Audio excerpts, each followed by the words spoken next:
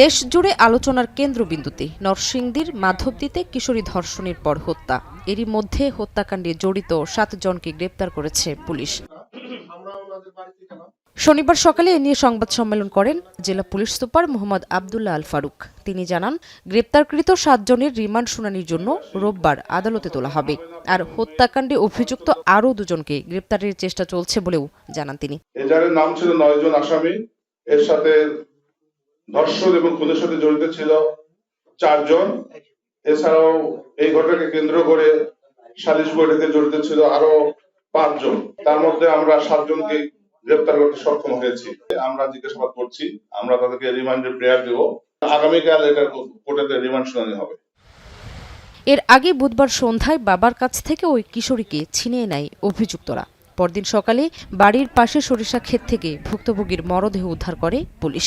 এই ঘটনায় ভুক্তভোগীর মা 9 জনকে আসামি করে থানায় মামলা করেন। পরে শুক্রবার রাতে প্রধান অভিযুক্ত নুরাকে গাজীপুর থেকে গ্রেপ্তার করে আইনশৃঙ্খলা বাহিনী। এছাড়া অভিযুক্ত আরেকজনকে গ্রেপ্তার করা হয় ময়মনসিংহের গৌরীপুর থেকে। এদিকে ঘটনা ধামাচাপা ও ভুক্তভোগীর পরিবারকে গ্রাম ছাড়তে চাপ দেওয়ার অভিযোগে গ্রেপ্তারকৃত ইউনিয়ন বিএনপির সহসভাপতি আলী আহমেদ মেম্বারকে দল থেকে বহিষ্কার করেছে বিএনপি। এখন নরসিংদী।